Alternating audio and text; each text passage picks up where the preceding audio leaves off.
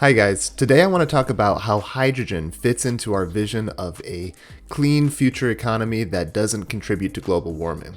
So I'm looking at this article from Australia, and it says that hydrogen is set to be a crucial part of the energy sector by 2030. I mentioned that it's from Australia because it's kind of looking specifically at things in an Australian context, but I do think that it's relevant probably for other countries as well. Hydrogen combines and releases energy without making carbon dioxide, meaning it can be used as an emissions-free source of energy. The federal government has listed clean hydrogen as a priority in its net zero emissions plan, and various state governments and private entities have invested in clean hydrogen fuel and infrastructure. However, clean hydrogen does not necessarily mean it's emissions-free.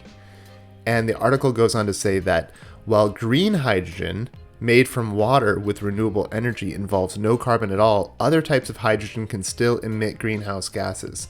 What the article is getting to is the idea that there are actually different classifications for hydrogen that can be used in different applications. Before we dive into that, we should probably just briefly touch on how hydrogen is used as a clean fuel. So, of course, hydrogen is used in fuel cells for electric vehicles and other applications. And according to energy.gov, a fuel cell is a device that uses hydrogen or hydrogen-rich fuel and oxygen to create electricity. Fuel cells are more energy efficient than combustion engines, and the hydrogen used to power them can come from a variety of sources. If pure hydrogen is used as a fuel, fuel cells emit only heat and water, eliminating concerns about air pollutants or greenhouse gases. And I always thought that was a cool concept. You know, I think we've come a long way from the early days of the internal combustion engine, for instance, where, you can picture cars and trucks and things like that sort of like belching this like thick black smoke from the exhaust pipe and, like stinking up everything for hundreds of feet around. I still see some trucks that like actually emit clouds of smoke, but it's rare. We have things like catalytic converters, which can deal with the different acid rain contributing factors, like NOx's and SOx's, and just generally speaking, we have filters that get rid of a lot of the particulate matter from incomplete combustion. And on top of that, we just have better fuels, like we have better design fuels that burn more cleanly, and we understand internal combustion engines better. But to take that a step further, is the idea that the only thing coming from the exhaust pipe is just water vapor. That's really cool. And that's the basis of a fuel cell vehicle. So getting into the difference between clean hydrogen and green hydrogen, I found this useful infographic that kind of breaks things down. And so this actually breaks things down into gray hydrogen, blue hydrogen, and green hydrogen. And presumably blue hydrogen and green hydrogen would be clean hydrogen. So basically the idea is that all three of these approaches are going to make hydrogen, which can be used for transportation and storage. You can use it for transportation of vehicles and whatnot. Hydrogen is also an important reagent or reactant in chemical industries, so for making all kinds of different chemicals, energy and storage, and liquefaction and export. And I guess that's just eventually you'll export it and then they'll use it in other countries for transportation and chemical industries. So getting into the differences between these three types of production, both gray hydrogen and blue hydrogen rely on something that's called methane steam reforming, which we'll talk about in a little bit more detail in a second. Whereas green hydrogen consists of using electricity to carry out a hydrolysis reaction with water. And what that's going to do is basically release oxygen and release hydrogen. The hydrogen will be collected, and I think presumably the oxygen might just be released. And in order for green hydrogen to be truly green, you see here that there's a picture of a solar panel and a wind turbine and something else. I don't know what that's supposed to be. Oh, that's the electrolysis. But the point is that the electricity also has to come from a green source in order for it to be truly green hydrogen. And so the idea is that it would have no carbon footprint. The reality is it will always have some carbon footprint, because even to make solar panels and wind turbines, there is a carbon footprint associated with that, but it should be legitimately extremely low if you're getting the electricity for splitting water from renewable sources. So as I said before, both gray hydrogen and blue hydrogen rely on something called methane steam reforming. And methane steam reforming, MSR, is said to be the most common and cost-effective method for hydrogen production, and it contributes about 50% of the world's hydrogen production. And basically the way it works is that you take methane, which can be derived from coal gas or just natural gas. Methane is what natural gas is, chemically speaking. There's two steps. There's a steam methane reforming reaction where you combine methane with water plus a lot of heat, and that releases carbon monoxide and hydrogen. That carbon monoxide can then be further combined with oxygen in a chemical reaction that actually releases a little bit of heat, and this produces CO2 and hydrogen. So the end result is that you're able to produce hydrogen, but you also release CO2 or carbon dioxide. And the difference between gray hydrogen and blue hydrogen is that gray hydrogen just releases that CO2 into the atmosphere. So that means basically that when you are, let's say, like running your car on hydrogen fuel and it's only releasing water, and you can think like, wow, this is great. I've really helped save the planet because I'm running my vehicle with this clean fuel. With gray hydrogen, the reality is that you actually have been releasing CO2. It's just sort of like off screen. It happened a few weeks ago in the plant, but you are actually producing it indirectly, and so you haven't really improved things. The blue hydrogen approach has exactly the same method, except that they employ carbon capture technologies. And there's different ways to do that, but basically the idea is instead of releasing the carbon dioxide into the atmosphere, you capture it and store it in some way.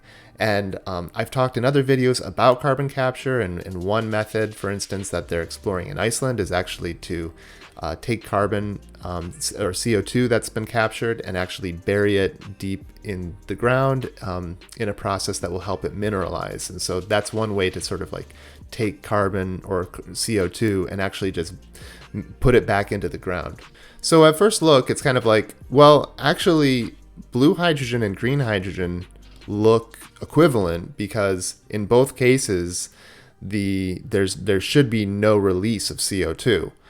That's basically the idea. Now, you could argue that blue hydrogen maybe isn't so great because it, for instance, relies on natural gas, which a lot of the times is, associated with things like hydraulic fracturing, which isn't so great for the environment. But that being said, that's sort of like a different problem. That's like groundwater pollution.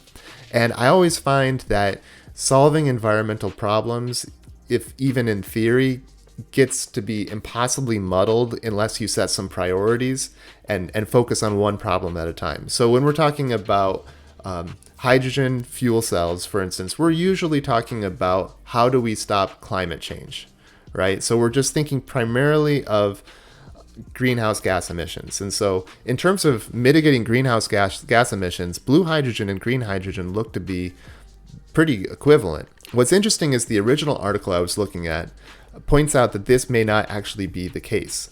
So they say, for example, international hydrogen strategies assume that you can capture up to 90% of the emissions from blue hydrogen, but they're missing out some really critical parts. The researchers point out that the CO2 produced while making hydrogen from methane is not the only greenhouse gas involved. It also takes energy to capture and store the CO2, for instance, and excess methane is released as well. Whenever you extract natural gas, you end up with what we call fugitive emissions. These are methane leaks that happen during the process of extracting the gas, processing the gas, and transporting the gas.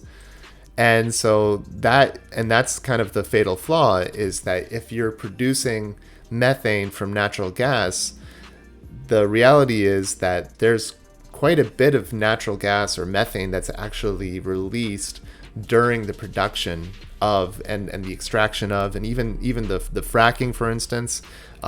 It's common for there to be methane plumes. So whenever they run into a situation where production is happening at a rate that exceeds their ability to like capture and store the natural gas, they can't just like put it back in the ground. They usually have to flare it. They either burn it off, so it's actually being burned and producing CO2, and which is released into the atmosphere, or they actually just release the methane itself.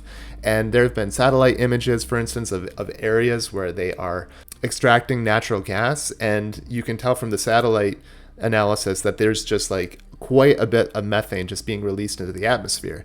And that's a problem because, as we talked about in plenty of other videos, methane is actually a more potent greenhouse gas than carbon dioxide in the first place. So their overall conclusion is that when we're looking at these different colors of hydrogen, is that blue hydrogen just may not be able to cut it in terms of being a truly clean hydrogen source. And so they're saying we need to double down on green hydrogen, which is electrolysis of water, and just focus on improving that technology. So I would be curious if you have any insights about this topic or opinions. Personally, I don't think that the hydrogen economy is really going to take off to the degree, for instance, that the electric battery economy is taking off. And I think that's because of a couple of things, but one of them is infrastructure. There's just a big barrier, I would say, to getting like the distribution of hydrogen to be as ubiquitous, for instance, as the distribution of electricity already is. It's, we have power lines everywhere, so it's not that hard, for instance, to install a new electric vehicle charging station. Conversely, there would be a lot more safety concerns, for instance, with putting up an infrastructure for refueling hydrogen vehicles.